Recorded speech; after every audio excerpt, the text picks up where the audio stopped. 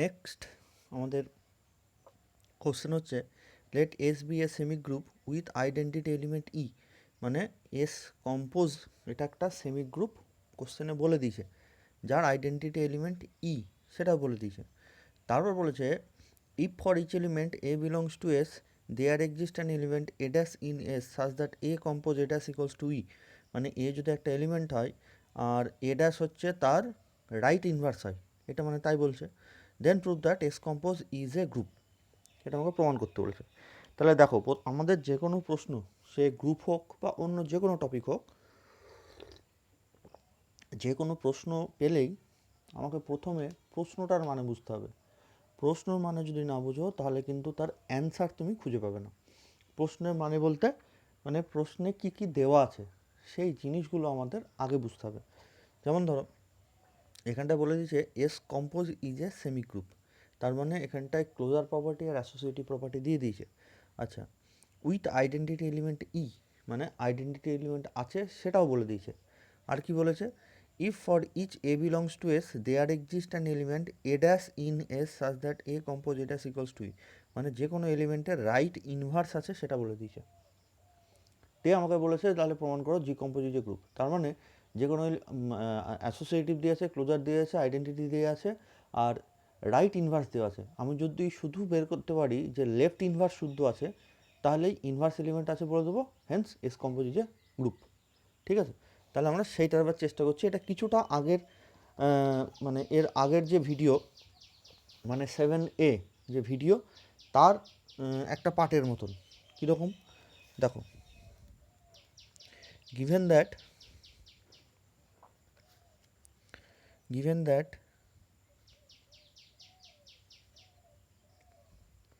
each element of S compose has, আচ্ছা এইভাবে না লিখে এইভাবে লিখি, for any A belongs to S there exists an element A dash belongs to S such that A compose A dash equals to E, এরকম বলে দিচ্ছে যে এস এর যে কোনো এলিমেন্টের জন্য আমার রাইট ইনভার্স থাকবে। তাহলে এ ড্যাশটাও তো মানে ইনভার্স, যেটা এ ড্যাশ সেটাও এসে আছে, তাহলে এ ড্যাশেরও একটা রাইট ইনভার্স এসে থাকবে।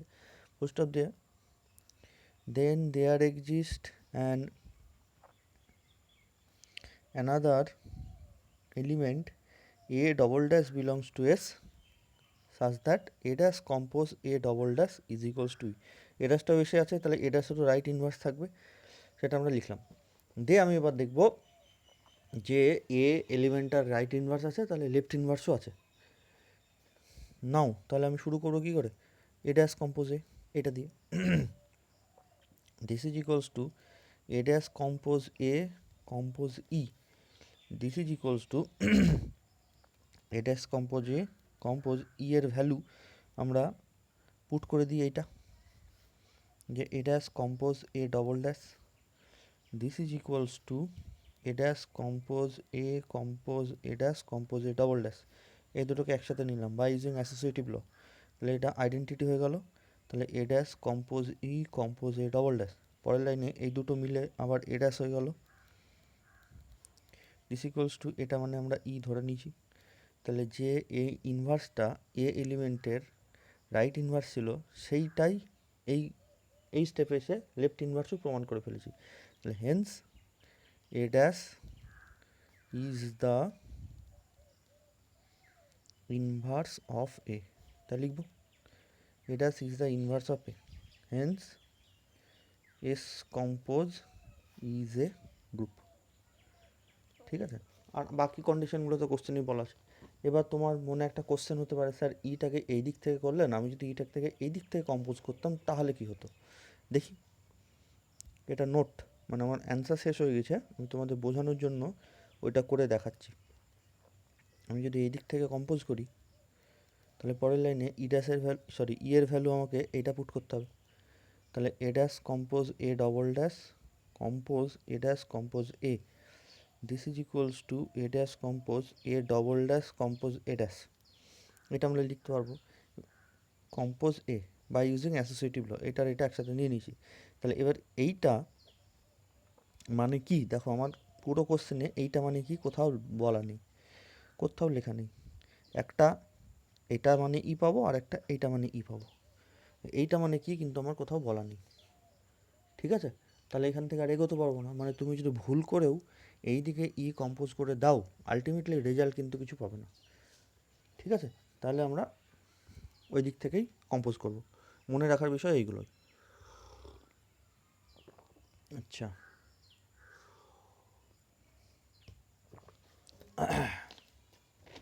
এর পরের কোশ্চেন হচ্ছে let S compose is a semi group, মানে ক্লোজার আর অ্যাসোসিয়েটিভ দেওয়া আছে। If for X Y belongs to S, X square compose Y is equals to Y compose x square, then prove that S compose is an abelian group.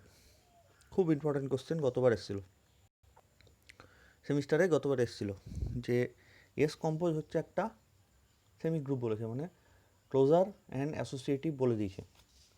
দিয়ে এবার এই কন্ডিশনটা শুদ্ধ দিয়েছে, এই কন্ডিশনটা। তাহলে আমাকে প্রমাণ করতে হবে S compose is an abelian group. তার মানে অ্যাসোসিয়েটিভ ক্লোজার দেওয়া আছে, আমাকে দেখাতে হবে আইডেন্টিটি ইনভার্স, তাহলে গ্রুপ হলো। সেই সঙ্গে সঙ্গে কমিউটেটিভ হচ্ছে সেটাও দেখাতে হবে, তবেই গ্রুপটাকে আমি অ্যাবিলিয়ান গ্রুপ বলবো। আমি আবার বলছি, অ্যাসোসিয়েটিভ তো দেওয়াই আছে, মানে ক্লোজার অ্যান্ড অ্যাসোসিয়েটিভ এই দুটো দেওয়াই আছে, সরি অ্যাসোসিয়েটিভ বলছি, সেমি গ্রুপ তো দেওয়াই আছে। তাহলে সেমি গ্রুপ দেওয়া মানে ক্লোজার অ্যান্ড অ্যাসোসিয়েটিভ এটা বলাই আছে। আমাকে এই কন্ডিশনটা থেকে প্রমাণ করতে হবে আইডেন্টিটি অ্যান্ড ইনভার্স, তাহলে গ্রুপ প্রমাণ হলো। কিন্তু এখানে গ্রুপ বলেনি, বলেছে অ্যাবিলিয়ান গ্রুপ। তার মানে এখান থেকে আরও একটা জিনিস বার করতে হবে, সেটা হচ্ছে কমিউটেটিভ প্রপার্টি, ঠিক আছে? তাহলে এই কন্ডিশনটা থেকেই আমাদের inverse, identity and commutative property প্রমাণ করতে হবে। তো দেখি আমরা কি করা যায়।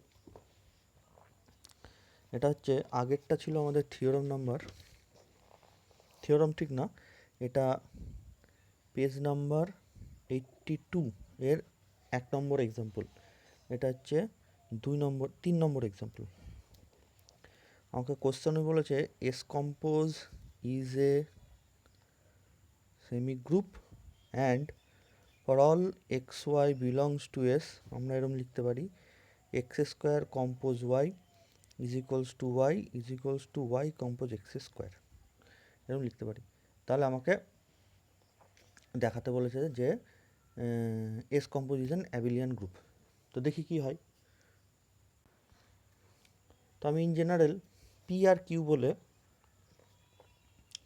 দুটো সংখ্যা এস থেকে ধরে নিচ্ছি যে, আচ্ছা পি আর কিউ না, পি আর এ, বইয়ে যেরকম ধরা আছে সেভাবে আমি করে দিচ্ছি। Let P comma A belongs to S.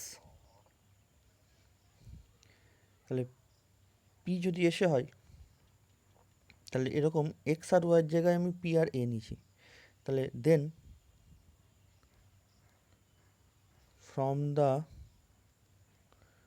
Given relation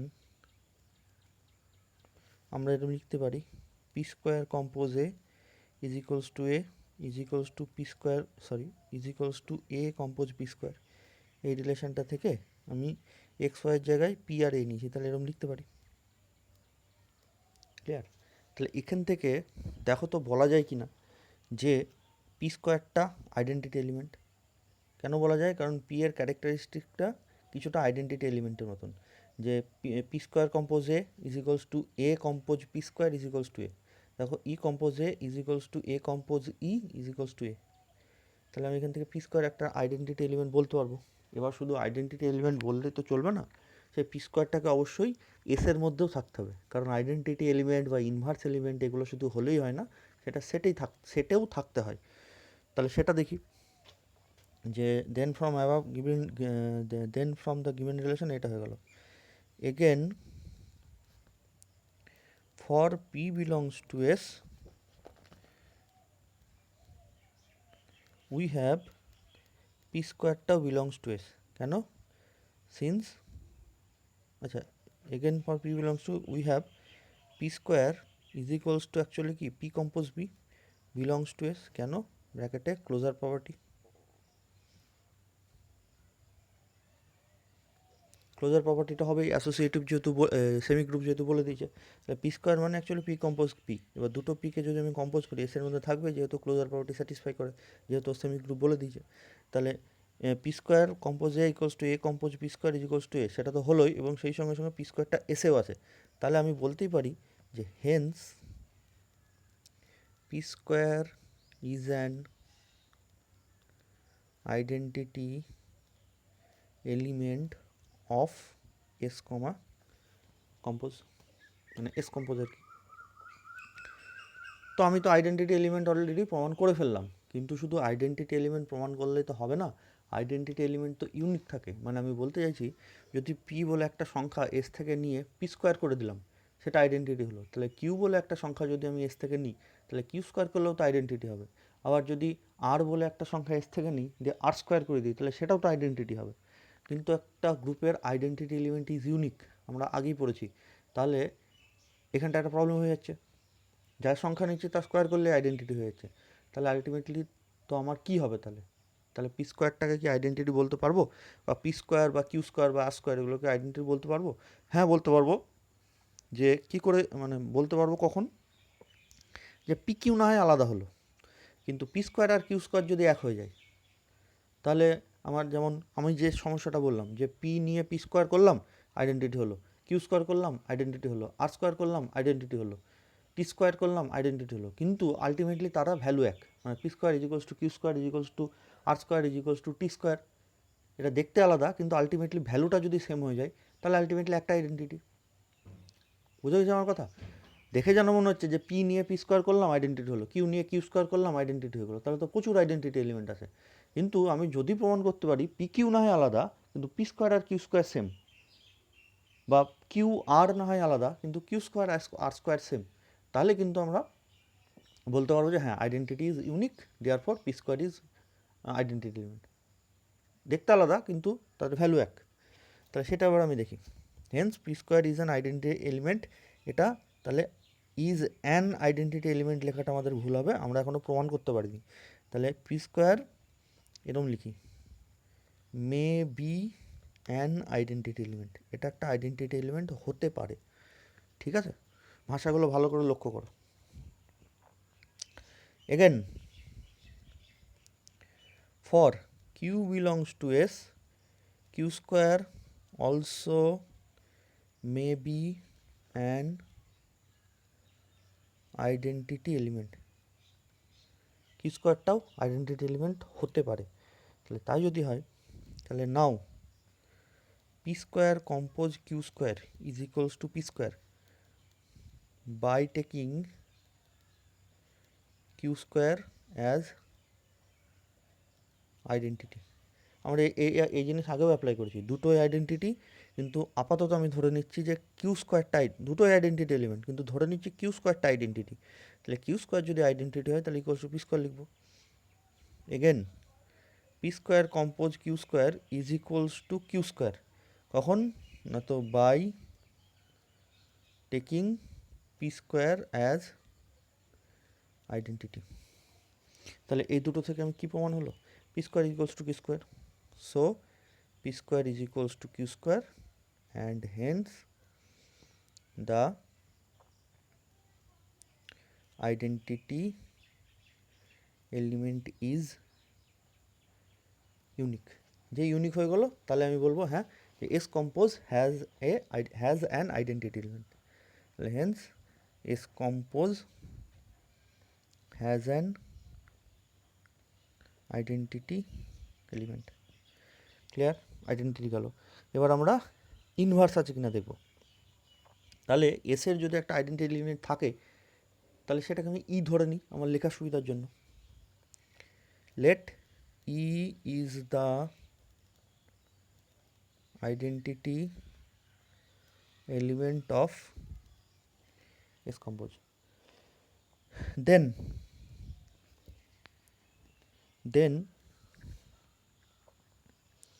আমি লিখতে পারি then for any p belongs to s, এখানটায় বইয়ে x লেখা আছে, x belongs to s ধরে করেছে, আচ্ছা আমি x ধরে করে দিই, x belongs to s we have x square compose E is equals to e compose x square is equals to ই।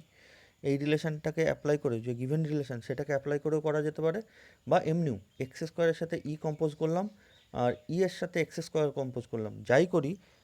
এক মিনিট দাঁড়াও, এই জায়গাটা একটু মনে রাখতে হবে। হ্যাঁ, ভালো কথা, অঙ্ক করাতে গিয়ে মনে পড়ে গেল, এই জায়গাটা মনে রাখার আছে যে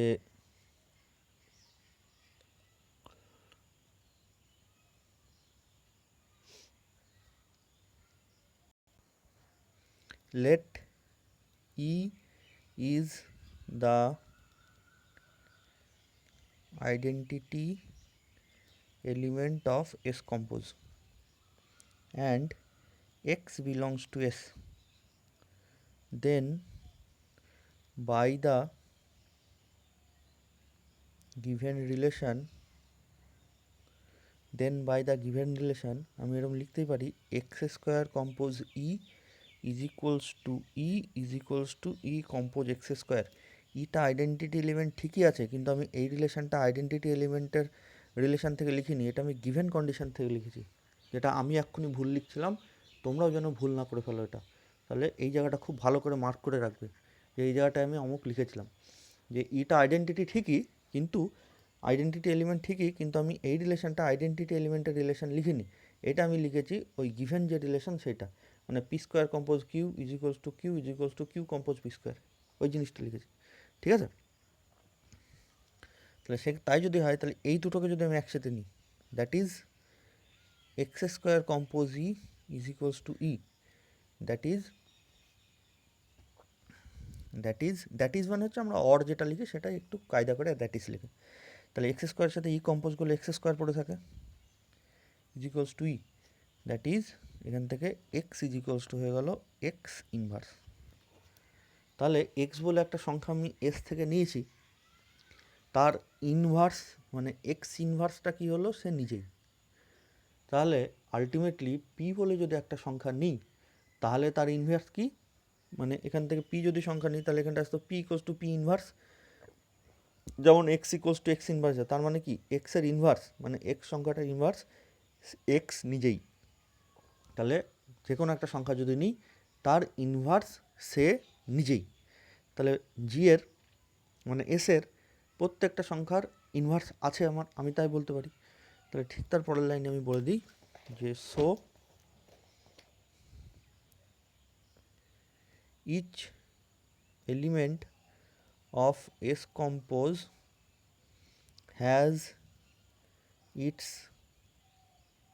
inverse within S compose, নিজের মধ্যেই আছে। তাহলে আমার আইডেন্টিটি হয়ে গেল, ইনভার্স হয়ে গেল, hence S compose is a group. S compose নামে একটা গ্রুপ প্রমাণ করে ফেলেছি। এবার শুধু গ্রুপ নয়, কোশ্চেনে বলেছে অ্যাবিলিয়ান গ্রুপ প্রমাণ করতে, তাহলে কমিউটেটিভ প্রপার্টিটা আমার এখনও দেখাতে বাকি আছে। সেটা কি করব, সেটার জন্য let a comma b belongs to s, আমি ধরে নিলাম a comma b belongs to s, then a compose b সেটাও বিলংস টু এস, কারণ এসটা অলরেডি গ্রুপ প্রমাণ হয়ে গেছে, মানে ক্লোজার প্রপার্টি স্যাটিসফাই হয়ে গেছে। তাহলে এ কম্পোজ বিটা সেটাও এসে আছে। Again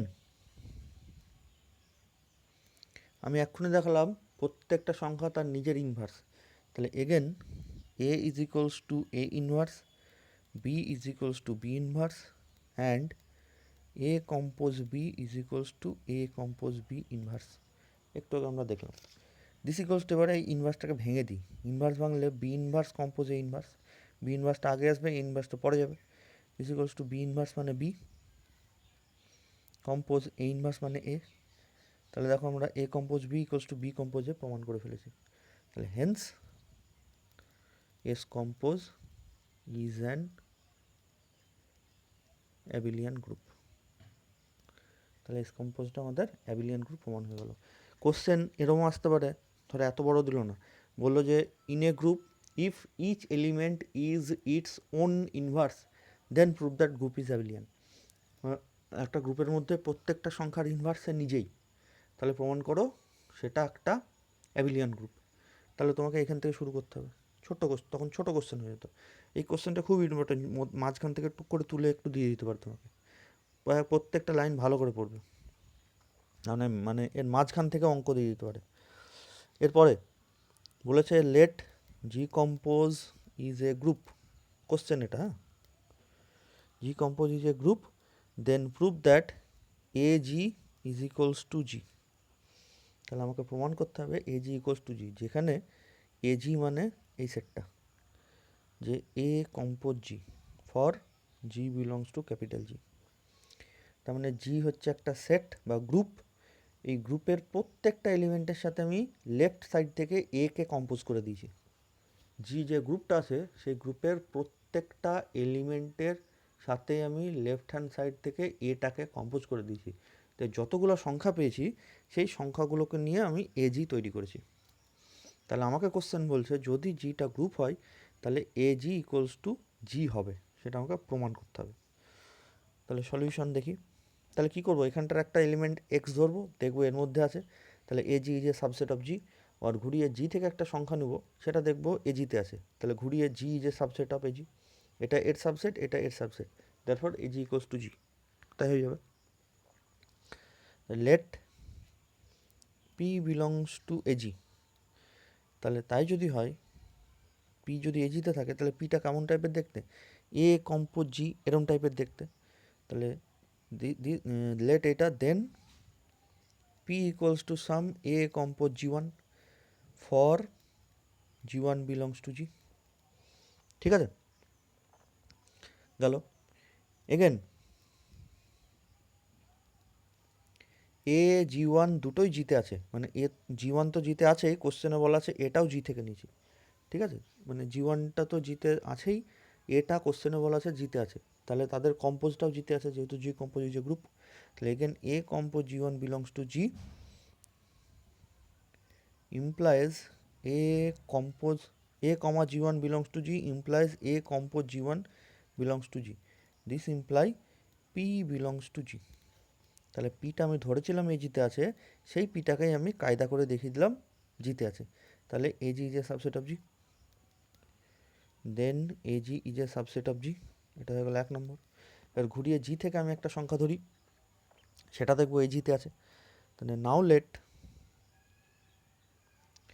Q belongs to g. Q belongs to g যদি হয়, ভালো করে দেখবে এটা, হ্যাঁ, কিউ বিলংস টু জিতে যদি হয়, then there exist a unique element, আচ্ছা ইউনিক এলিমেন্ট না, আমি এইভাবে লিখি, let q belongs to g, then the equation q is equals to A compose s x has a solution in g compose. এর আগে আমরা একটা থিওরাম পড়েছিলাম, যে যদি থিওরামটা এরকম ছিল, আমি ছোটো করে লিখছি, যে যদি a compose x equals to b আর y compose A is equals to b, এই দুটো সলিউশন, এই দুটো ইকুয়েশনের সলিউশন জি কম্পোজে থাকে, তাহলে জি কম্পোজ একটা গ্রুপ হয়। আমরা আগের 7.a এই ভিডিওতে পড়েছিলাম। তাহলে এই কোয়েশনের যদি সলিউশন জিতে থাকে, মানে সলভ করে এক্সের যে ভ্যালু এখানে সলভ করে ওয়াইয়ের যে ভ্যালু, এই দুটো যদি জিতে থাকে তাহলে জি কম্পোজটা একটা গ্রুপ হয়ে যায়। আর প্রথম থেকে সেমি গ্রুপ ছিল, তো ঘুরিয়ে এই দুটো হলে যদি এটা হয়, এটা হলে এটা হতেই হবে, গ্রুপ হলে এই দুটো সলিউশন থাকতেই হবে জিতে। তাহলে এইটা দেখো, আমি a compose x equals to b না লিখে কিউ লিখেছি, ব্যাপারটা কি? তাহলে সেটাই, কিউ বিলংস টু জি যদি থাকে তাহলে q is equals to A compose x has a solution in g, তাই লিখতেই পারি, যেহেতু জি কম্পোজটা একটা গ্রুপ। তার মানে অ্যাকচুয়ালি কি, এই এক্সটার ভ্যালু জি এর মধ্যে আছে, এক্সের ভ্যালু জি এর মধ্যে আছে অ্যাকচুয়ালি, তার মানে এক্সটা অ্যাকচুয়ালি জি এরই সংখ্যা। তাহলে এটা কেমন টাইপের, এ কম্পোজ জি এরম টাইপের একটা সংখ্যা, এক্সটা জিতে আছে মানে এটা এরম ভাবাই যায় যে a compose G. R A compose জিগুলো কার সংখ্যা, দেখো এজি এর সংখ্যা, এজি এর সংখ্যাগুলো সব এ কম্পোজ জি এরম টাইপের দেখতে। তাহলে এটা যদি এ কম্পোজ জি হয় তাহলে কিউটা কার মধ্যে চলে গেল, এজিতে চলে গেল। Hence Q belongs to AG. ভালো করে এই জায়গাটা বুঝতে পারলে কিনা দেখবে, হ্যাঁ, না বুঝতে পারলে আমাকে হোয়াটসঅ্যাপে যোগাযোগ করবে। আচ্ছা, তাহলে কিউ হলো কিউ বিলংস টু জি থেকে কিউ বিলংস টু এজি হয়ে গেল। তাহলে then g is a subset of a g, এটা 2 নম্বর। তাহলে a g is a subset of g আর g is a subset of a g. তাহলে from one and two a g is equals to g. এটাই আমাদের কোশ্চেনে প্রমাণ করতে দিয়েছে। ঠিক আছে, আচ্ছা গেল। এরপরে 5 নম্বর কোশ্চেন, এটা 5 নম্বরটা। 5 নম্বরটা বলেছে g compose is a group and a be an element of g. মানে কোশ্চেনে বলে দিচ্ছে g compose is a group, আমি কোশ্চেন লিখছি এটা, হ্যাঁ, and a belongs to g. আর rho a from g to g এটা একটা ম্যাপিং বা ফাংশন যাই বলো, such that rho a x is equals to x compose a. তাহলে বলেছে যে for x belongs to g, তাহলে আমাকে দেখাতে বলেছে then prove that rho A is bijective. এটা আমাকে বাইজেক্টিভ ম্যাপিং দেখাতে হবে। তো এই জিনিসটা কীভাবে প্রমাণ করব, আমি আরেকবার বলেছি জি কম্পোজ একটা গ্রুপ আর এ বিলংস টু জি, আর রো এ বলে একটা ফাংশন এফ এক্স বলে যেমন ফাংশন হয়, এখানটার নাম দিয়েছে rho a from g to g, এরকম একটা ফাংশন। তার মানে জি এর যে কোনো এলিমেন্টের উপরে আমি রো এ ম্যাপিংটা অ্যাপ্লাই করব, সেটা জি এরই আবার এলিমেন্ট দেবে।